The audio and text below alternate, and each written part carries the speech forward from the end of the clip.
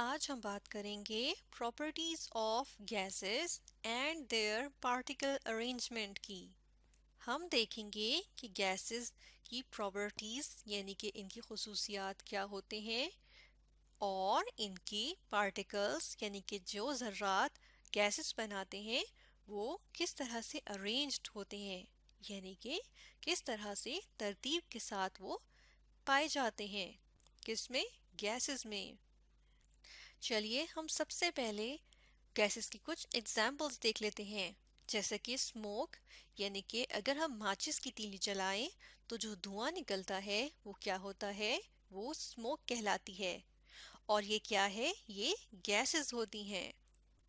اس کے علاوہ جب ہم گرم گرم چائے کسی کپ میں ڈالیں تو اس میں سے ہم دیکھتے ہیں کہ کپ میں سے سٹیم ہوتی ہے۔ سٹیم کیا ہوتی ہے، بھاپ ہوتی ہے، تو اس میں سے بھاپ نکل رہی ہوتی ہے۔ اسی طرح ہمارے ارد گرد جو ہوا موجود ہے جس میں ہم سانس لے رہے ہوتے ہیں وہ کیا ہوتی ہے، وہ بھی گیسز پہ مشتمل ہوتی ہے، لیکن یہ گیسز ہمیں نظر نہیں آتی کیونکہ ان گیسز کی کوئی رنگ نہیں ہوتا۔ سب سے پہلے ہم یہاں پر دیکھیں گے کہ ہمارے پاس ایک روم تھا، ہم نے اس روم میں سپرے رکھا، پرفیوم کا سپرے رکھا، اور ہم نے پرفیوم کا سپرے اس کمرے میں کیا۔ جیسے ہی ہم نے پرفیوم کا سپرے اس کمرے میں کیا تو ہم دیکھتے ہیں کہ پرفیوم پورے کمرے میں اس کے ذرات پھیل گئے جو کہ ہمیں نظر نہیں آ رہے، اور وہ لیکوڈ بھی نہیں ہے، پانی پانی سے تو نہیں لگ رہے ہمیں، بلکہ وہ ہوا میں چلے گئے کیونکہ وہ گیس کے پارٹیکلز ہیں اور وہ ہمیں نظر نہیں آتے۔ اگر آپ روم میں پرفیوم کا سپرے کریں گے تو آپ کو پارٹیکلز نظر نہیں آئیں گے، کیونکہ جو پرفیوم ڈبے کے اندر یا بوتل کے اندر ہوتا ہے جیسے ہی وہ باہر آتا ہے اسپرے کے ذریعے تو وہ اتنے چھوٹے چھوٹے ذرات ہوتے ہیں کہ وہ گیس میں تبدیل ہو جاتے ہیں۔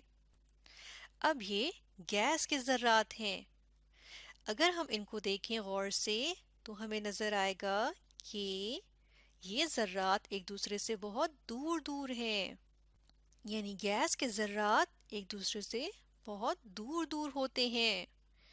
اور اس کی وجہ کیا ہوتی ہے؟ اس کی وجہ یہ ہوتی ہے کہ جو گیس کے ذرات ہیں یہ ایک دوسرے کو زیادہ طاقت کے ساتھ یا زیادہ قوت کے ساتھ یہ اپنی طرف نہیں کھینچتے۔ جیسا کہ اگر یہ والا ذرہ ہے، یہ والا، تو یہ باقی ذرات کو اپنی طرف نہیں کھینچ پائے گا اس طرح سے کہ یہ اسے قریب قریب آ جائیں۔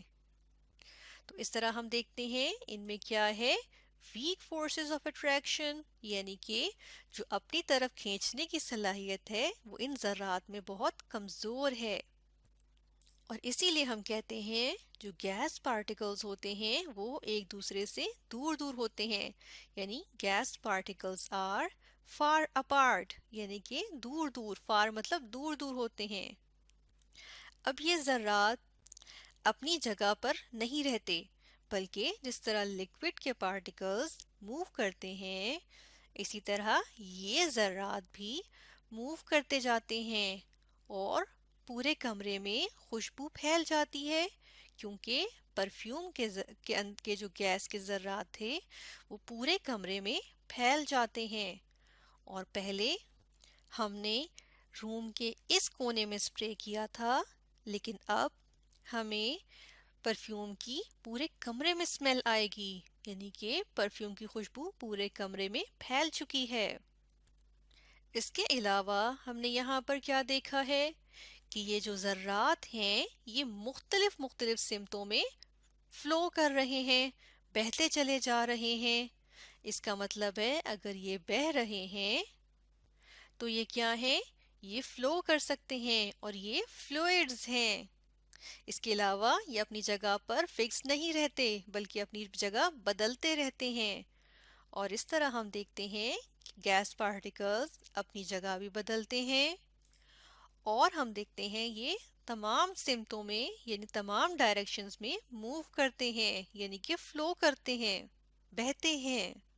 اس لیے ہم کہتے ہیں لکوڈز کی طرح گیسز بھی فلوئڈز ہوتی ہیں.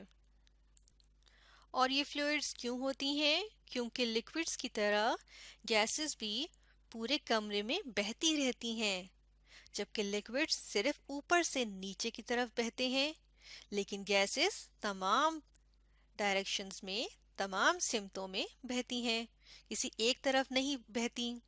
تو گیسز کیا ہیں؟ They flow in all directions and they are fluids.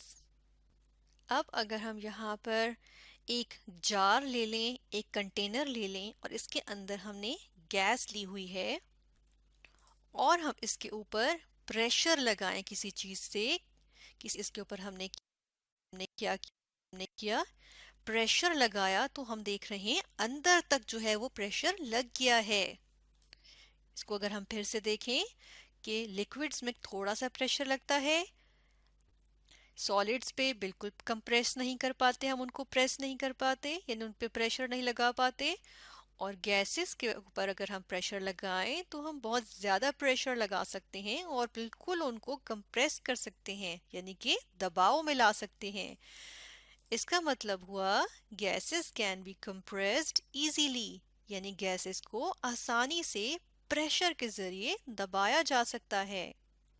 اور اس کی سب سے کامن مثال کیا ہے کہ جب ہم سی این جی اپنی گاڑیوں میں ڈلواتے ہیں، یا آپ نے سی این جی کے اسٹیشن دیکھے ہوں گے اپنے ارد گرد، تو وہ جو سی این جی ہوتی ہے وہ کیا ہوتی ہے؟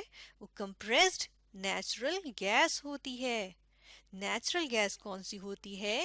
جو ہمارے گھروں میں چولہوں میں جو گیس آتی ہے وہ نیچرل گیس ہوتی ہے.